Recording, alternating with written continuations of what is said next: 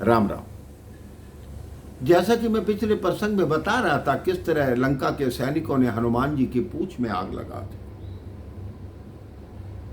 अब हनुमान जी सोचते हैं पूंछ तो जल गई, अब मैं करूं क्या? राम जी की आज्ञा लेने जाऊं तो बहुत देर हो जाएगी। उन्होंने अपने पिता को आग्रह किया, पवन देव को, कि मैं राम जी के पास आज्ञा लेने कैसे जाऊं। इधर हनुमान जी मन में बात सोच रहे हैं मेरे भाई बहन। वहां परवर्षण पर्वत पर राम जी का चित्त डोलने लगा। लक्ष्मण कहते हैं क्या हुआ भैया? कहते हनुमान किसी कार्य को करने के लिए मेरे से आज्ञा मांग रहा है। लक्ष्मण जी कह रहे तुरंत आज्ञा दो। जैसे ही प्रभु लक्ष्मण जी ने कहा कि आज्ञा दो, लक्ष्मण अगर हम यहां से किसी दूत को भेजेंगे तो बहुत विलंब हो जाएगा। 49 वायु चलती है मेरे भाई बहन। उसको हुक्म दिया कि जाकर हनुमान को बोल दो कि काम शुरू करे। 49 पवन चलने लगी मेरे भाई बहन, बहुत तीव्र पवन। और हनुमान जी की पूंछ से जो चिंगारियां थी वो उड़ उड़ के लंका के घरों की तरफ, महलों की तरफ जाने लगी। हनुमान जी समझ गए कि हो गई आज्ञा, कि मुझे क्या करना है। जय श्री राम कहकर एक भवन पर कपड़े फेंके जो पूंछ में जल रहे थे। वो भवन चलना शुरू हुआ। एक मकान जलाया, फिर दूसरा जलाया। इसी तरह एक एक करके लंका के सारे भवन जलाने लगे।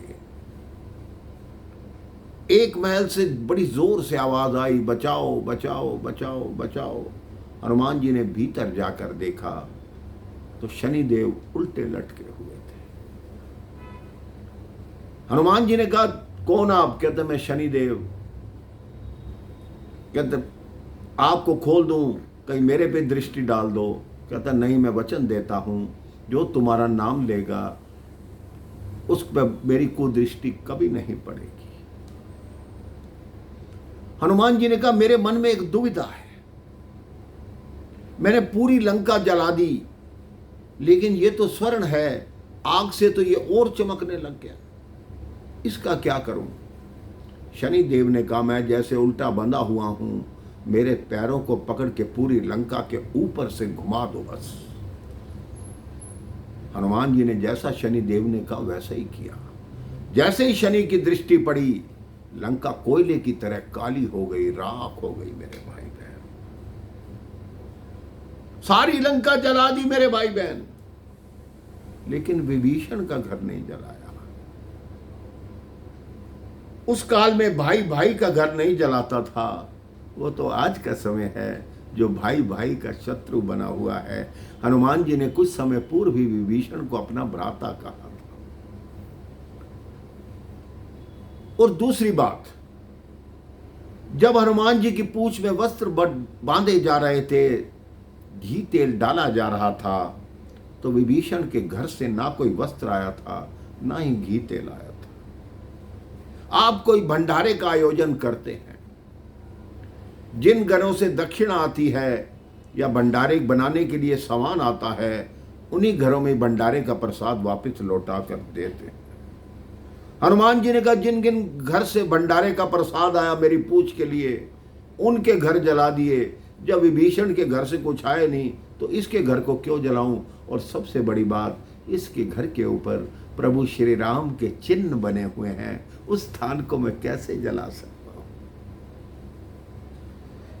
सारी लंका जल रही है।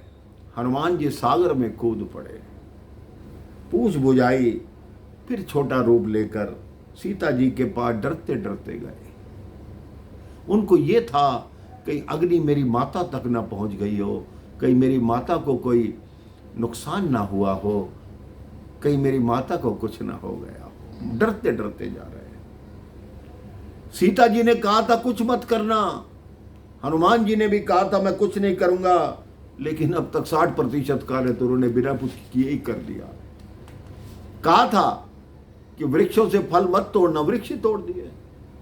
नीचे पड़े हुए फल खाने माता की आज्ञा, इसलिए वृक्ष तोड़ देता हूं, फल तो मैंने तोड़ा नहीं। वृक्ष को पटक के भूमि पे मारा, जो फल धरती पे गिरे माँ ने आज्ञा की है वही फल खाने हैं तो वही खाए मैंने। हनुमान जी ने माँ को वंदन दिया। माँ बोली मारुति तूने बहुत देर लगा दी। माँ अनजान जगह है ना, थोड़ा भटक गया था इधर उधर। हनुमान जी कहते हैं उसके पश्चात माँ जानकी ने उन्हें क्या कहा, ये प्रसंग मैं आपको अगली कथा में बताऊंगा। राम राम, जय श्री राम।